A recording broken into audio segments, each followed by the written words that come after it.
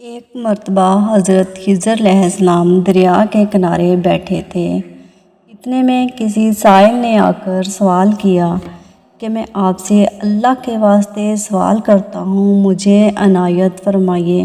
یہ سن کر حضرت خضر علیہ السلام پر بے ہوشی طاری ہو گئی۔ جب کچھ ہوش ہوا تو فرمانے لگے، بھائی میں تو صرف اپنی جان اور مال کا مالک ہوں، تم نے مجھ سے اللہ کے واسطے سوال کیا ہے، لہٰذا میں اپنی جان اور ذات تمہارے حوالے کرتا ہوں، تم جس طرح چاہو اس کو استعمال میں لاؤ، بازار میں فروخت کر کے اس کی قیمت سے فائدہ اٹھاؤ۔ چنانچہ سائل نے ان کو بازار لے گئے اور ایک شخص ساہمہ بن ارقم کے ہاتھ ان کو فروخت کر دیا۔ یہ خریدار ان کو اپنے گھر لے گیا۔ ان کی پشت پر اس کا ایک باغ تھا۔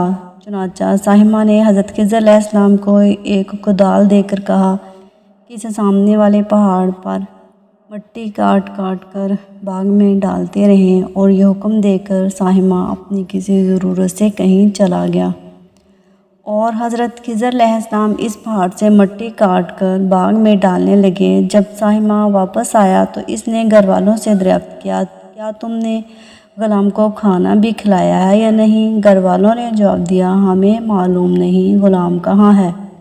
یہ سن کر جب ساہمہ خود کھانا لے کر باغ میں آیا تو اس نے دیکھا کہ وہ غلام یعنی حضرت خضر علیہ السلام تمام پہاڑ کی مٹی کاٹ کر باغ میں ڈال چکے تھے اور اپنے کام سے فارغ ہو کر اپنے مولا حقیقی کی عبادت میں مصروف تھے۔ یہ دیکھ کر ساہمہ کو بڑا تعجب ہوا اور اس نے دریافت کیا، یہ تو بتائیے آپ کون ہیں؟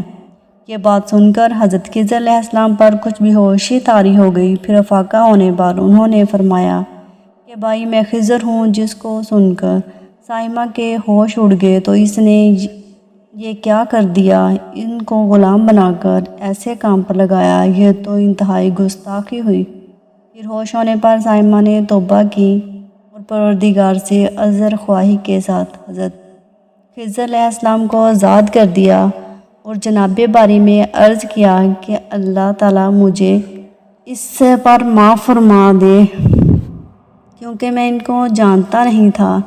اس کے بعد حضرت خضر علیہ السلام نے دعا فرمائی اور سجدہ شکر بجا لائے کہ میرے مولا میں تیرے ہی حق میں غلام بنا اور تیرے ہی حق میں آزاد ہوا، اس پر تیرا شکر گزار ہوں۔ بعد ازاں واپسی کی اجازت لے کر جب دریا پر واپس آئے تو دیکھا ایک شخص کھڑا دعا مانگ رہا ہے کہ اے میرے رب، حضرت خضر علیہ السلام کو غلامی سے رہائی عطا فرما دے اور ان کی توبہ قبول فرما لے۔ حضرت خضر علیہ السلام نے یہ دیکھ کر اس شخص سے دریافت کیا کہ آخر تو کون ہے؟ تو اس شخص نے بتایا، میں شاذون ہوں، آپ کون ہیں؟ انہوں نے فرمایا، میں خضر ہوں۔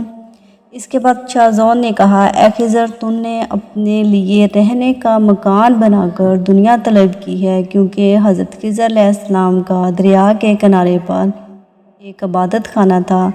بس یہ سن کر وہ میدان میں نکل آئے، وہیں اللہ کی عبادت میں مصروف ہو گئے۔ اس کے بعد حضرت خضر علیہ السلام نے اسی جگہ ایک درخت لگایا اور اس کے سائے میں عبادت شروع کی۔ تو آواز آئی، اے خضر، جب تم نے درخت کے سائے میں سجدہ کیا تو تم نے دنیا کو آخرت پر ترجیح دی۔